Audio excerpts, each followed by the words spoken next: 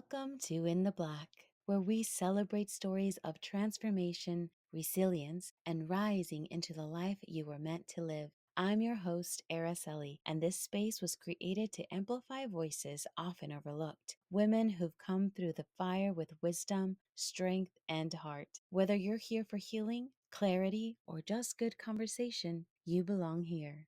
Let's get into it.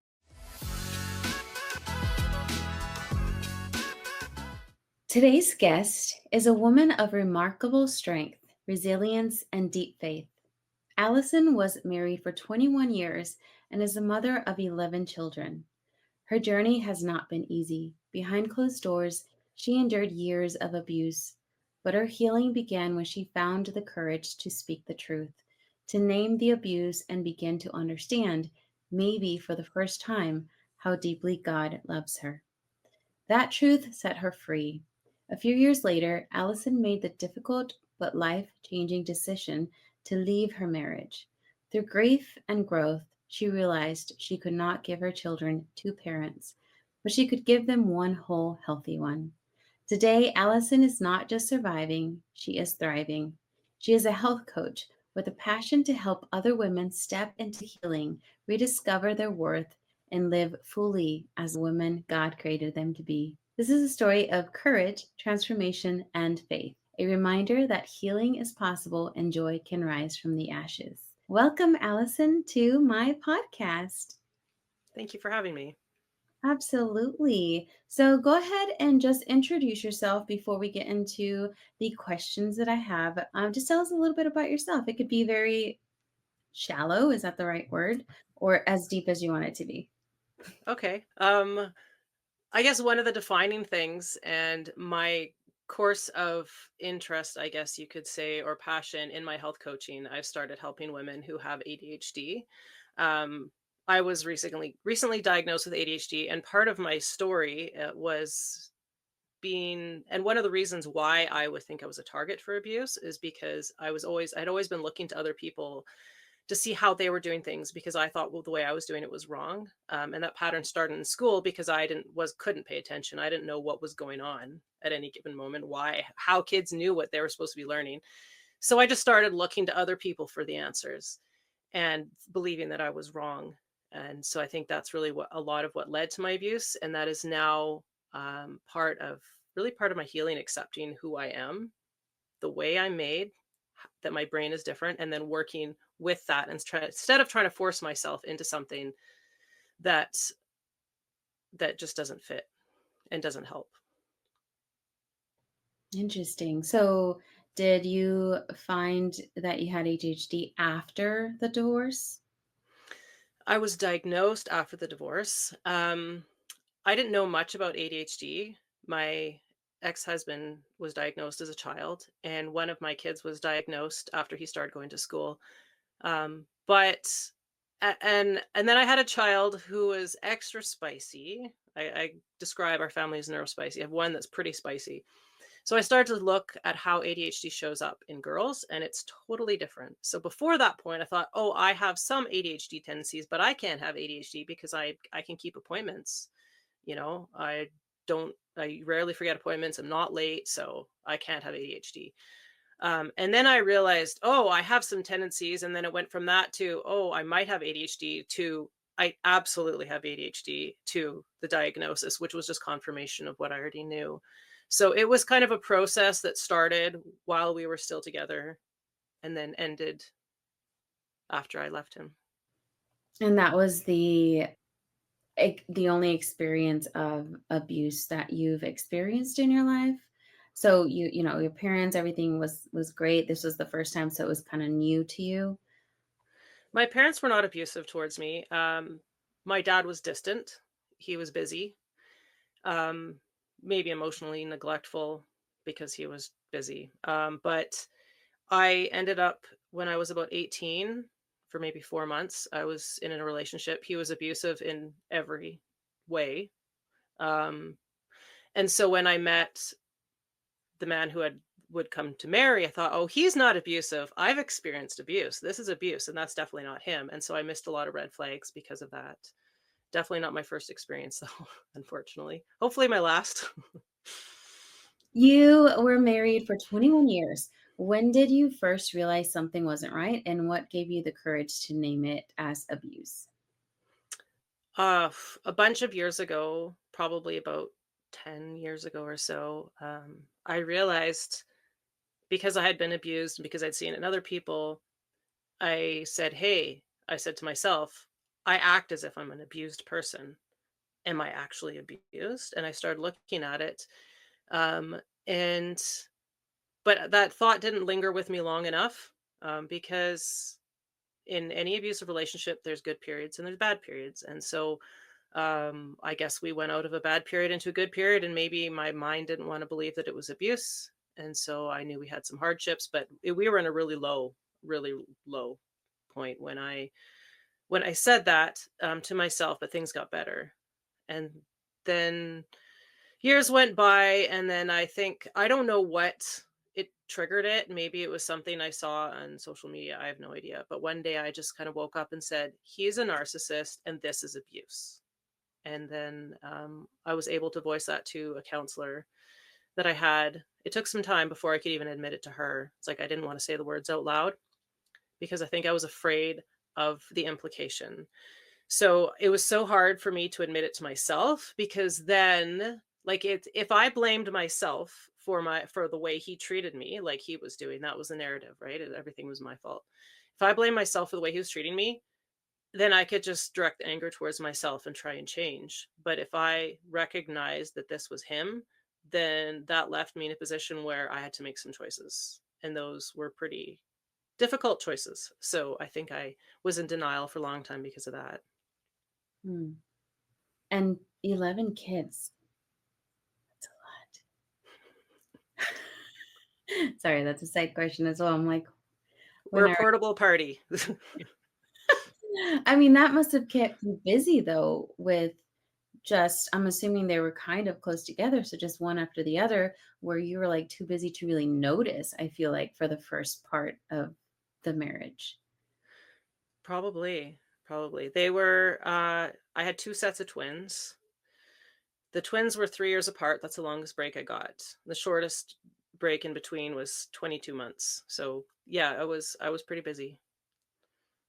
Sleep deprived for a long time.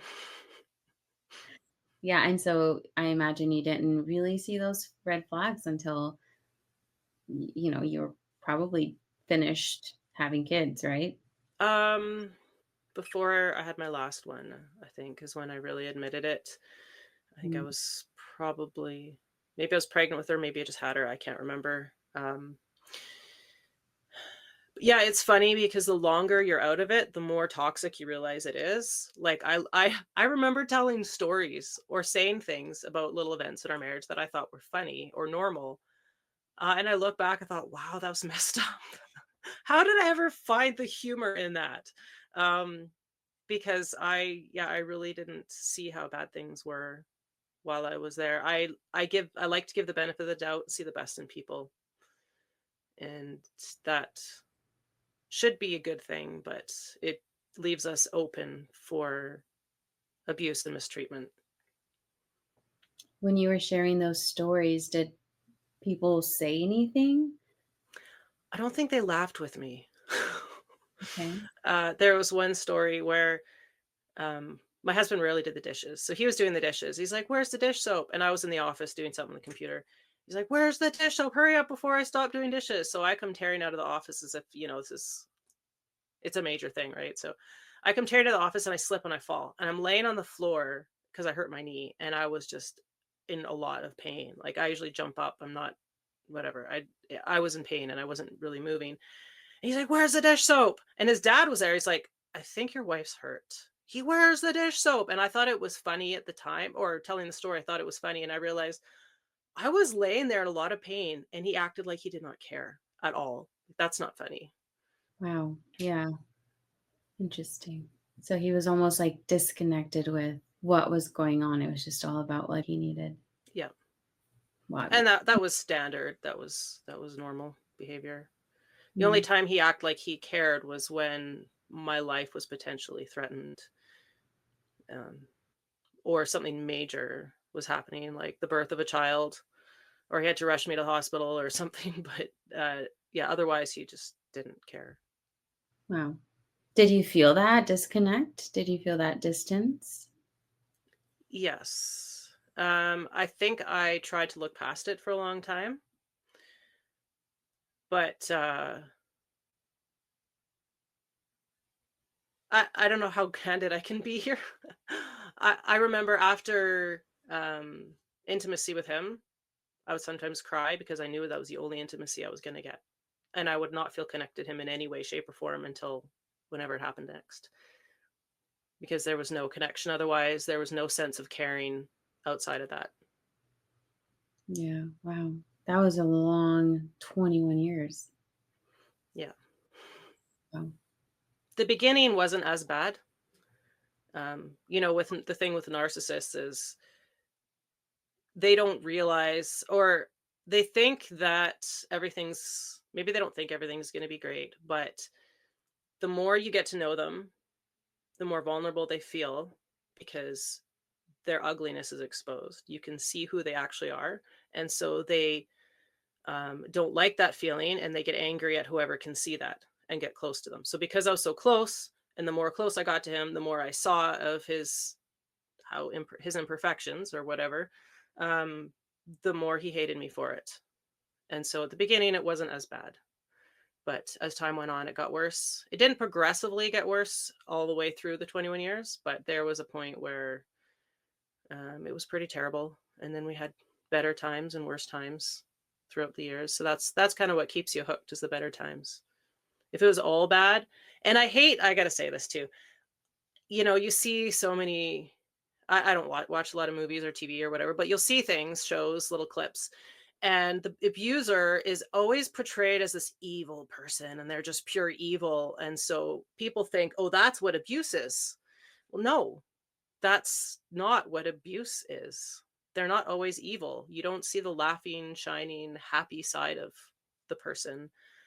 And so you compare yourself to that, or you compare your situation with that and think, oh, that's not abuse because my husband or boyfriend or girlfriend or whatever it might be doesn't do that. They laugh with me and they make these funny jokes and they took me to this picnic or whatever it is, right?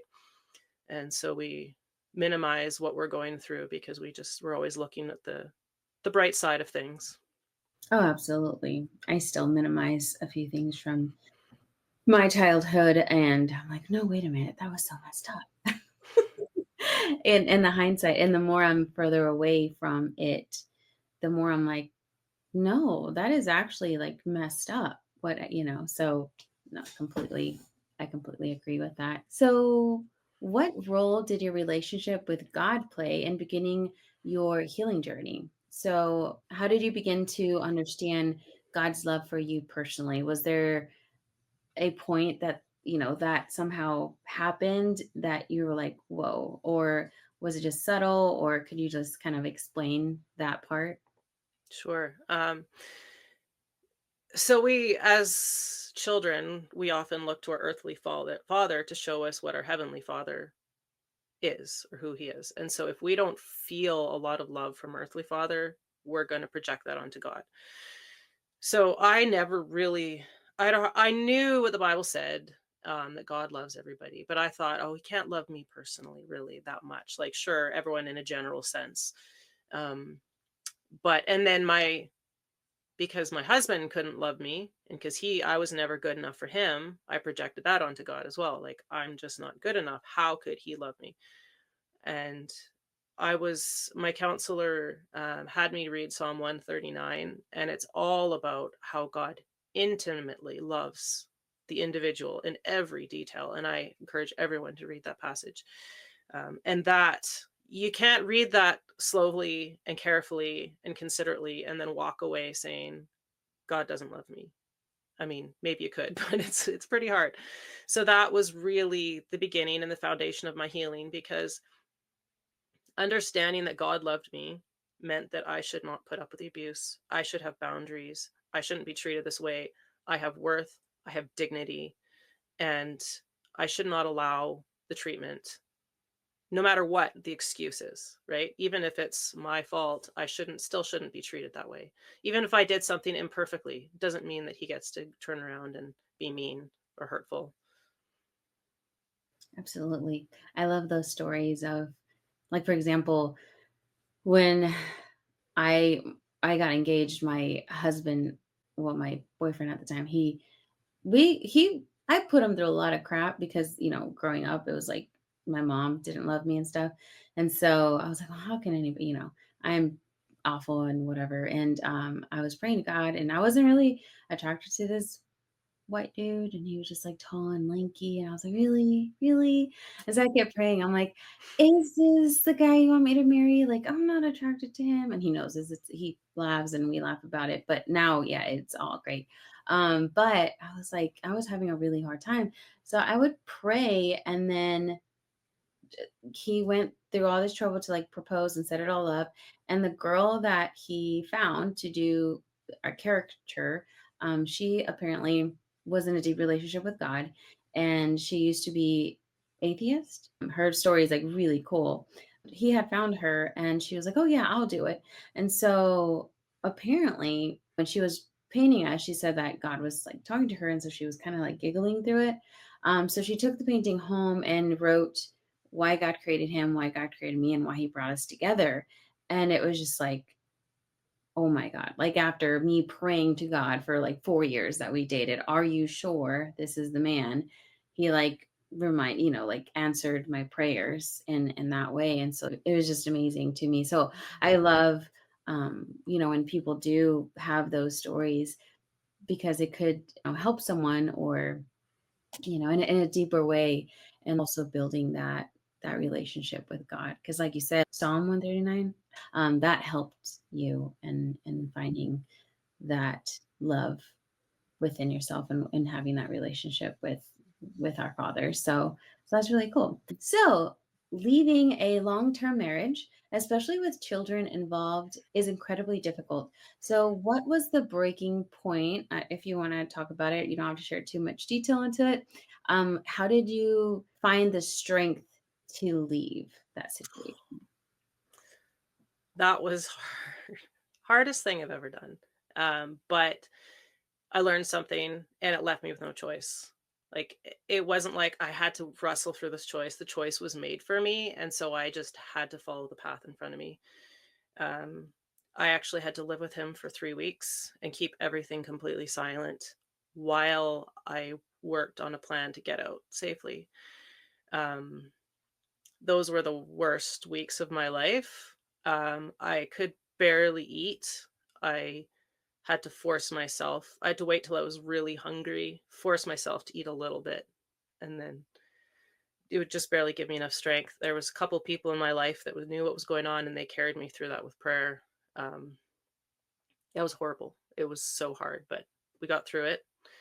And then the time after, the average person leaves an abusive relationship 7 times before they stay away. I left once, but it was hard, and I took my 10 youngest kids with me, like, the oldest couple were adults at the time. So I took my 10 youngest, I drove 2 days out to see my dad, and then called my husband from there and said, "It's over." Um, so the next day we were talking on the phone, he was getting into my head. He was blaming me and making me feel bad about destroying the family, and I knew factually he was wrong, but he was getting into my head. So I said, "I did not do this, you did this," and I hung up. And I messaged him. I said, "I will only speak to you by text. I will not talk to you on the phone again anymore." So he called me, didn't answer. He called my son. Son's like, "No, you can text her." And I've stuck to that ever since. I won't talk to him on the phone. Um, so that was really, really helpful in staying away from him and making that emotional break as well. Was just putting up those boundaries. Those are really important. That is really smart. So, what made you think of that? Was it the counsel, or did you think of this, or did you find it a tip somewhere? Because often, like, that's a great, I don't want to say evidence, but like a great way to track the conversation and also protect yourself. Yeah, To the tracking of it, that was secondary. Um, but no, I didn't. No one told me this. I just thought of it because talking to him on the phone, he was getting to me. So I thought if we text, it's just going to stick to the facts. Anything he says can be, and I have multiple screenshots of things he said. Everything's recorded for evidence if need be.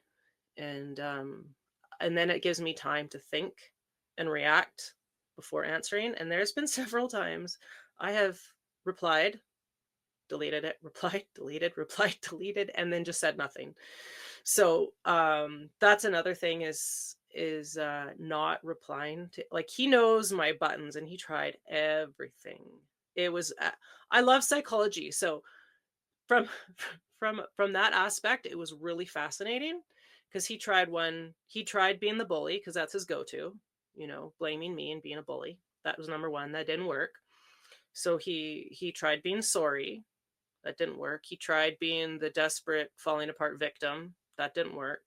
And anytime that he tried to press my buttons and get me going, get me to answer, engage, I just kept my silence. If I had to reply, it was just strictly facts. And then I left it at that.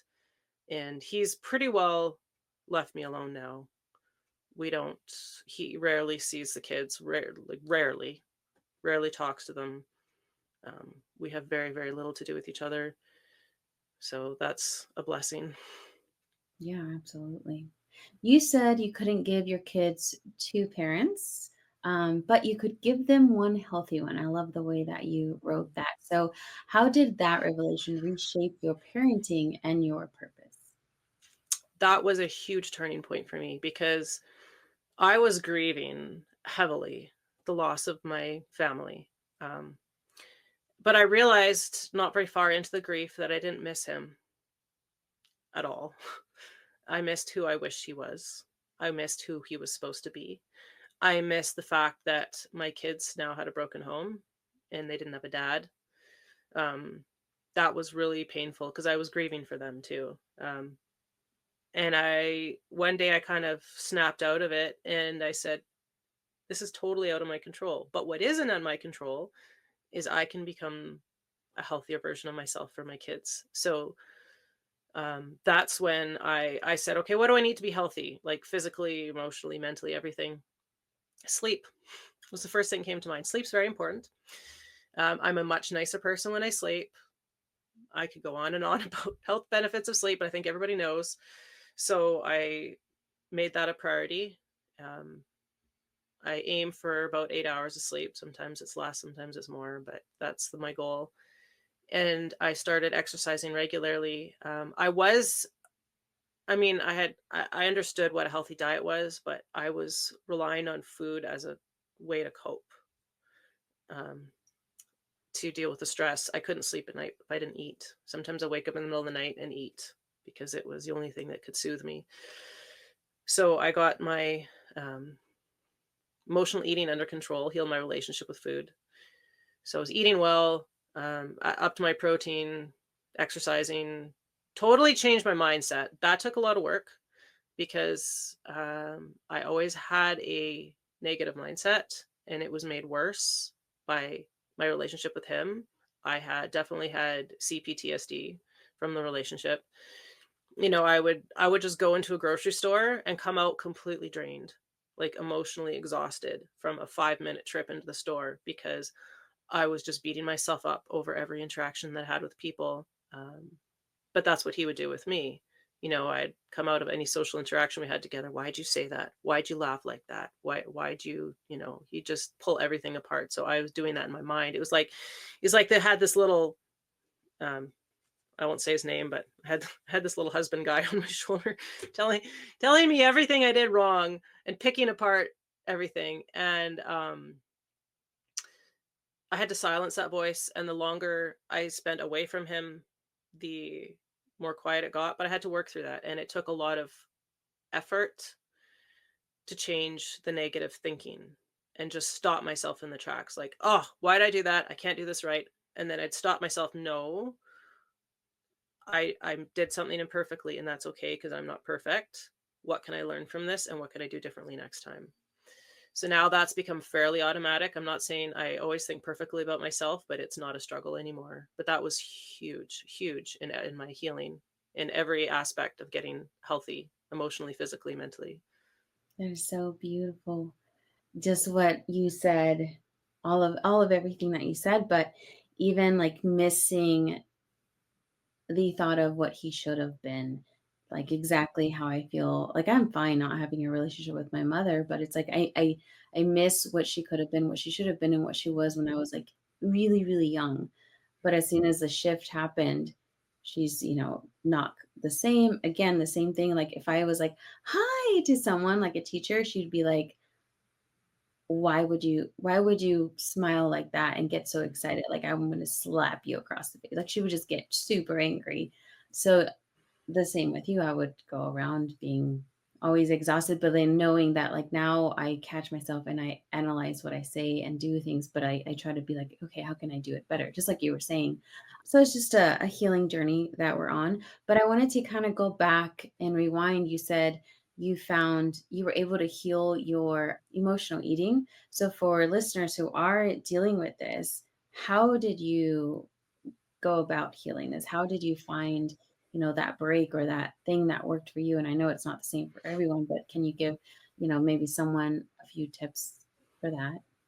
Sure. Now, for me, the main problem was at night. I mean, I always, okay, I used to be thin and I could eat whatever I wanted. So I didn't have to control what I ate until I started having babies, started gaining weight. So I didn't really have a lot of self control. And that's another ADHD symptom is that impulsivity. But there's also the physical cravings. Like if there's certain things that will lead to wanting more sugar, carbs, whatever it is. And then I would put everyone to bed and then I would need to go and relax before I could go to sleep. And so I would go eat, and it wasn't always unhealthy, like trail mix. Nothing wrong with that, except it's really high carb, or sorry, or high calorie. So I would just go snack on something, and it would quiet my nerves enough that I could go to sleep. And like I said, sometimes I'd wake up in the night. I wasn't hungry, but I knew the only way I could go back to sleep is if I ate a sandwich or something. So I was eating a lot of calories. Um, and so number one, getting rid of the major stressor in my life, like the abuse, that was pretty helpful. Um, Number two is to curb the cravings at night. I started having a protein shake. It was easy, low calorie, high protein. Um, that helped me feel full and made it so much easier. I didn't even need the food necessarily. And the other thing was, I knew my trigger for eating was after I got the kids to bed, I would eat. So I am, even though I have 11 kids, don't ask me about potty training or sleep training. So my youngest still sleeps in bed with me and has a hard time going to sleep unless I'm there with her. And I wanted to prioritize sleep. So I just said, you know what? I will have some protein like 8 o'clock, bedtime snack time with the kids. And then I'm going to go to bed with my kids. And that eliminated any possibility of late night snacking. And then it just became a habit.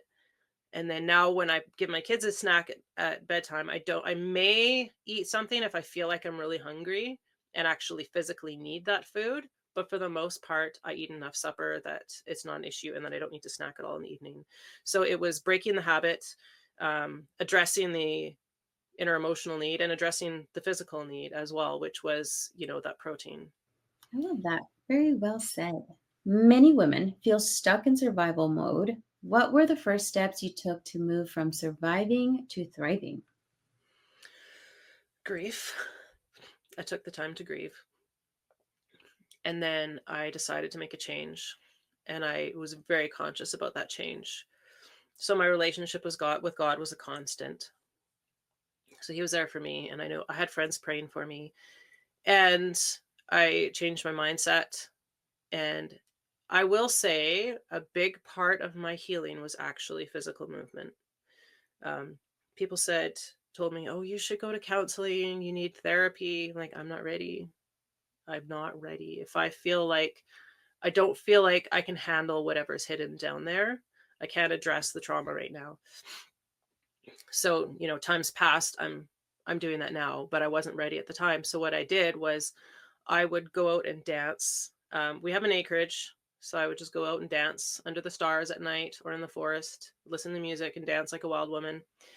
And there was one time I actually, and I can't even describe it to you now, but it felt like some of the trauma was being physically released from my body. And we store a lot of that trauma in our bodies. So it makes sense that movement can help release that. And not just, I'm not talking about boring exercise that you hate. If you hate Stairmaster, get off the Stairmaster. But I'm saying, like, for me, it was dancing. And there was one experience I had that I like to share. I was dancing under the stars, and then the northern lights crept out, and the northern lights and I were dancing together in the night, and it was beautiful, and that was a really big part of my healing, and it continues to be. I'm in karate in the off season. I train twice a week still. I go to the gym once a week. I sometimes run, sometimes walk, sometimes dance, sometimes use a kettlebell. I do other things as well. But that's a really big part of my life. And when I'm having a particularly bad day, I make sure I get to the gym or do whatever because it helps calm me, ease the nerves, get rid of some of that nervous anxiety, tension, energy, whatever it is. That's been a really big part of my healing as well. I love that. I do the same. Yeah, movement absolutely helps. And then sometimes it just takes time as well with movement. But okay, moving on. Next question. How did prioritizing sleep, nutrition, and exercise help you rebuild not just your body, but your mindset and spirit? When you have success in your life and you accomplish something, it gives you dopamine, gives you a sense of accomplishment. It helps you to believe in yourself. And then you can build on that success. So when I talk to clients, I help them.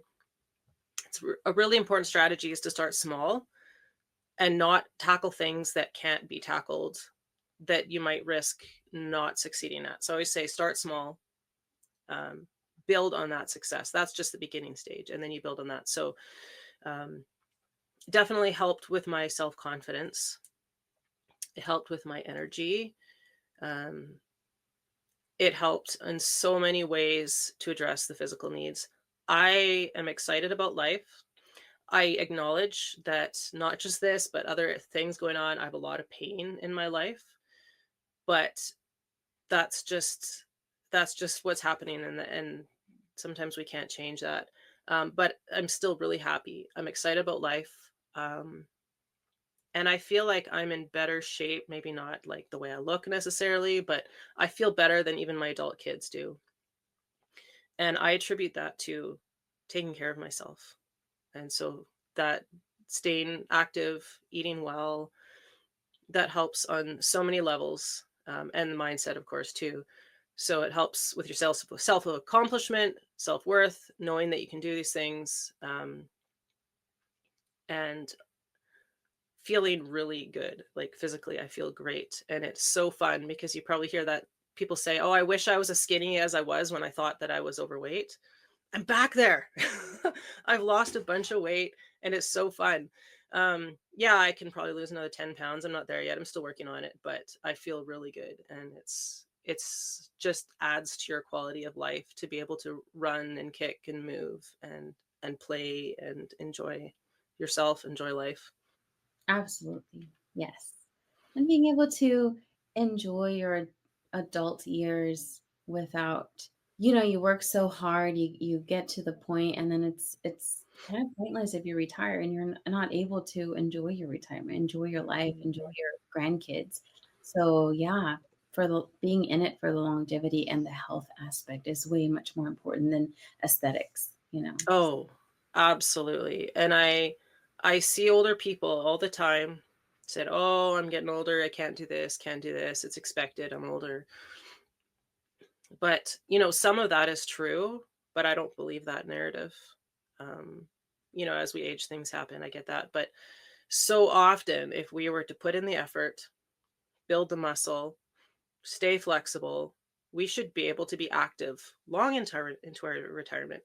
When I retire, aka my kids are grown, I have plans. I want to get back up climbing mountains the way I did when I was 20 years old. I want to climb mountains. I want to kayak. I love kayaking. I want to camp, live out of my van, have adventurous life. I also train on the side and I do neuroconnect therapy. And I'm like, dude, if you do mobility, if you do all this stuff, like you can strength train, but you just get more stiff. You have to like take care of your whole body entirely so that you can be able to move like you're a 10-year-old kid. And injuries are going to happen. You're going to get hurt, accidents happen, but like, can you bounce back out of that faster? And so that's what I help my clients do. So yeah, I absolutely love that you feel the same way and you said that. So then moving into you being a health coach, as a health coach now, how do you walk women through the process of embracing who God created them to be? Or is that part of helping or coaching them? I am a health coach who's a Christian. I'm not necessarily a Christian health coach. So if my clients are Christian, I absolutely bring God into the conversation because that's important to them. If they're not, I don't. Um, so I have a lot of it. Okay, people with ADHD especially have a lot of negative self talk. And so often we end up focusing on what we think about ourselves, and we don't listen to God's voice and to what he says in his word about us. So he sees us differently than we see ourselves. And I think that's really important to recognize. Um, and I'm not saying he just forgets about all our sins. I mean, if we repent, he forgets. But he's not just saying it's okay to be, to continue in this sin or this destructive habit, but he loves us despite that. And that doesn't affect our worth and our value to him. Um, and so a lot of it, like I said, is figuring out what are these negative thoughts? Where are they coming from? Are they true? Like take every thought to court. So I say, examine the evidence. Is it always true? Is there another thought that could be true instead of the one that you're telling yourself? Because we tell ourselves stories. And so a lot of it is figuring out what those stories are, rooting them out, and replacing them. You can't just say, oh, I shouldn't think that. Your mind has nowhere to go with that. You can't, that's not helpful. You have to replace it with something else. Instead of saying, like, for example, if you tell yourself, I'm lazy, that's a very common thing that people with ADHD say, I'm lazy. Is it true? Examine that. When is it not true? And then, well, what is true instead? Figure out what the truth actually is. And then it's very validating for people with ADHD to realize there's other people going through this. And it's because the way my mind is built, it's because the way my mind works. And I don't view ADHD as, okay, it can be disabling. And I've experienced that. But I don't view it as a disability that has to be fixed with nutrition. A lot of people come, they think, oh, I'm a health coach for people with ADHD. It means that they're going to fix my ADHD. No, I help women work with their ADHD because our brains are made differently. So understanding what our brains are made for, understanding our strengths is really, really important. And then working with our brains instead of trying to do things in a neurotypical way because they're not going to work. It's just going to make us feel bad about ourselves, setting ourselves up for failure again. So just understanding how we're made and appreciating that and working with that, I think that is really, really key, whether or not it's from a Christian approach or not. Um, I think God being part of the picture always helps, but understanding that we're just made differently is so important. Beautifully, beautifully said. No, Thank you. I felt like I rambled. no, no, no. So moving on to the next one. What are some lies you had to stop believing about yourself, and what truths did God replace with them? Hmm. Sorry, Biggest one. questions in one. Biggest one was that I was not worthy of love. Um, and just knowing that I am not perfect, I make these mistakes, but I'm loved anyway, is so powerful. It is so comforting. Um, God sees me in my imperfections and he loves me anyway. That was the biggest thing. And then there was a lot of lies I believed about uh, my productivity, about my worth, my worth in my skills. That was another big one because I felt like, well, if I have not attained to this great level, then I'm not good enough to market my skills or to put myself out there. And so that's something I really had to work through. I'm a singer, and I would always compare myself to other singers. Well, I don't sing like them, therefore I'm not good enough. Oh, I don't sing like, and it's crazy because I would listen to different singers with totally different styles and think I don't sing like them, so I'm not good enough. I don't sing like them, so I'm not good enough. And I got into more into songwriting, and I was listening to recording, just like a voice note recording I had sent to somebody about a song. And I thought, oh, I have a very interesting tone. Maybe that's my strength. Maybe I'm supposed to be different. And that's where my strengths are. I'm not supposed to be like everybody else. So, like, it's very basic. It's not something that should have been revolutionary, but for me it was. Um, just knowing that I do have, even though I might not be perfect, I what I do bring to the table has value. That took a lot of work to start believing that, and it's still a journey in every area of my life. As a parent, as mothers especially, we think we need to be perfect and we beat ourselves up when we're not. As a singer, as a coach, as a friend, as a human, um, I'd say those were the biggest areas. Wow. I feel like we're the same person. Well, because too, I love to sing, but I don't think I'm a good singer. We went to go watch this band. They cover rock songs, and we are from Springfield, Missouri. Live in Tampa now. They had this mixtapes group, and they sang 90s, but they had girl and guy singers, so they can cover a wide range. And so here in Tampa, it's a band that plays the 90s, but it's just a guy singing. And so they just cover mostly guy bands, and you don't get that much variety. And my husband's like, "Man, I wish they had like a girl in there to sing No Doubt." I'm like, "Well, maybe I can do it. I can join the band." And he's like, "Yeah, you probably could." And I was like, "Does that mean you think I can sing?" I don't know. It just, for me, it helped validate that maybe perhaps I'm not a sucky singer. But yeah, the same thing, being a coach, I get so nervous. Am I going to help this person still, even though I've had success with my clients and I still had get hung up? So continuing to work on that is just it's hard work because you, like you said, ADHD, like speaking to yourself, it's always negative. And that's why I think I'm like, maybe I have ADHD, but I just thought that it's probably just my upbringing and me working against like what my mom said about me. And those were truths because why wouldn't the woman who birthed me know? Mm. She knows best, right? But yeah, it's just a constant battle. So yeah, it's fascinating to hear you talk. This is so cool. That made me think of something else that I could add to that. God created each of us with a purpose, and we can get in the way of that purpose. And when we deny the gifts that He's given us, we are robbing ourselves of the joy, but also the world of what He wants to do through us. Absolutely.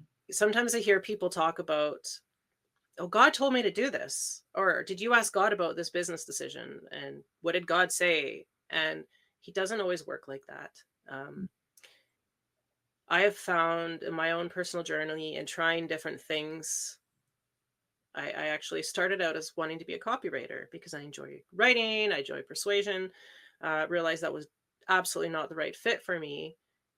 And then I switched back into coaching. But to be fair, at the beginning, I wasn't in the mindset to be coaching. I wasn't ready for that. And then I just found myself into this ADHD. I'm not an ADHD coach. I'm a certified health coach, certified holistic nutritionist. Will be certified in a neurodivergent coach, but that's going to be next year. Um, so I help women who have ADHD with their reaching their health goals around nutrition, exercise, self-care, mindset. But that I almost kind of fell into that, and it's like, oh, this is the fit, you know? And I think a lot of the time when we're trying to figure out what we should be doing and we don't hear a voice from heaven, it just it just comes down to figuring out how we're created and what aligns with how God created us to be and what He created us to do. So sometimes He will give people messages and say, I want you doing this. And sometimes we just need to figure out what our gifts are and work with that. And that will leave us feeling the most satisfied and being able to help people the most. There's these ladies, they're like, oh, I have a CEO meeting with God every week or twice a week, every morning, every week, whatever. Like, I'm going to try that. So I'm laughing at myself now, right? So I show up like meetings, Saturday morning, God be there. So I show up with my notepad, pen. Okay, what do you want me to know? What are we doing? And the only thing, and it wasn't audibly and it wasn't words, but I just, sometimes you feel God saying something. And he just said, I want to walk with you. So he wasn't going to give me a list of answers and things that he wanted me to do. He wanted to walk with me every step of the way. And I just needed to rely on him and continually seek him for direction and help. Seems harder than just a list, but it's better. Anyway, I just want to share that about Yeah. our purposes and what God has for us to do. Yeah. It's so difficult because we're so human and we're impatient. I never thought I would have a podcast, and here I am. And maybe this is why my co-host came into my life, so she can throw me off the cliff and be like, let's start it now. And then bye. And because I wouldn't have started it on my own at all. Like I didn't even want to start it with her. I'm like, we're not ready. We need a plan. I have to have like a list. I have to have a plan. And like she's like, nope, let's go. And I was like, okay, all right. But yeah, I don't know. I don't know, but I'm on this path. And it's funny how you like walk with me. The thing that I always, hear or have heard for many years was patience. Mm. Patience. I was like, oh. But it's funny how life has taken me um here. Anyways, we digress. All right, my dog is now dreaming. In moments of doubt or fear, what scriptures or truths do you hold on to most tightly? Mm. Sometimes I hold on to images. Um, Scriptures, yeah, Psalm 139 was so pivotal for me. I'll go back to that one sometimes. There's other scriptures sometimes that might fit individual moments, but um, for me, it's images. Sometimes God gives me an image. Sometimes I just make one up in my mind. It might be just sitting at his feet or being held by him, or it's usually involves stillness and his goodness and my lack of anything, like coming to the cross with my arms wide open. I have nothing. Or sometimes life is so hard I can't even offer that, can't offer worship. I'm just like, here I am, I need you, and just I think it's more of a openness of heart maybe, and just sitting in what he has to give us. And so you get those images in your mind? I have been given some visions, not very many. Sometimes I just make them up. I think in images. So um yeah, there was one, I can share one story. So we had talked about joining this church. We ended up joining for a while. But the bishop lived across the street and we were doing catechism, prep classes, whatever they were, to make sure that we understood what the church believed and work out any differences or know what whatever differences were. So it was busy with children. We never went on dates, had no time alone with my husband. He's always busy working. So I'm like, oh, this is almost like a date. We're walking across the street and I grab his hand because we're holding hands going on this date, across the street and talk to the bishop. And he yanked his hand out of mine as if it was leprosy or something that I had. Like he was disgusted by me. And before we walk in, he's like, you should not be speaking as much as you are. Women are supposed to be quiet. You ask too many questions. Let me do the talking, blah, blah, blah. So I felt horrible. And we walked in there. And the second we closed our eyes to pray, I got a vision of God's hand holding mine. And so I knew that wasn't something that I conjured up on my own. It was a gift from God. And I can't tell you what the hand looked like, but I knew it was God's. So he saw my pain and he was there to hold my hand instead of my husband. I love that. Thank you for sharing. I feel like sometimes I see a hug Mm. from God. I can't describe, but it's always a hug. Sometimes people ask or say, if you could ask God anything, what would it be? Like, I would ask for a hug. I don't need any answers to any of life's problems. I just want a hug. Yeah. If a woman listening today is still in the middle of the storm, what would you say to her right now? Which storm? Any storm, if they're struggling, if they're in the midst of any storm that they're into. Not that they're into, but that was Yeah, yeah, yeah. wording. Um, look to Jesus. Give yourself grace. There is a quote that I saw said, "Forgive yourself for what you did when you were in survival mode." And so often we make choices that we call a poor when we're in the storm. But we can't make logical choices when we are in fight or flight. Our nervous systems are in charge. I'm not saying we're completely absolved of all guilt of wrongdoing or whatever. I'm saying like we're just trying to survive. And when other people, when you're not in the storm, you can see the whole picture and you could say, "Oh, this is a good choice. This is why. This is a bad choice. This is why I'm going to do this. Pick this." You don't have that ability, and so um, to get to begin to heal, I think it's really important to understand that you need to give yourself grace for whatever it is, for your reactions.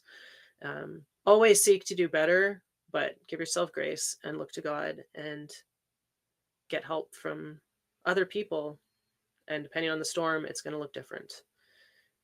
But if the storm is an abusive relationship, it's hard to get out without understanding your worth because you think you deserve the treatment. And so that's where looking to God and getting grace and coming, getting help from other people, those apply to that situation as well. Very beautifully said. Thank you. What would you say being in the black means to you now? Hmm. Air and choice. I felt like I couldn't breathe, not physically. Well, probably that too. I was always tense, always tense. And funny thing is, I didn't even realize it for so long.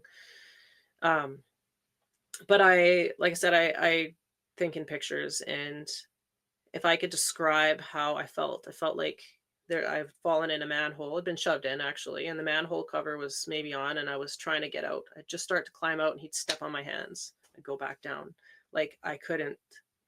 He didn't want me to be happy, to be joyful, to enjoy life, to have air and choice. Yes, I can choose what I want to do with my life. I want to choose what I want to do with my time. He was so controlling, not of money, not of where I went, what I did, but of who I was. Um, so I sang at church, and it's Ukrainian Catholic church.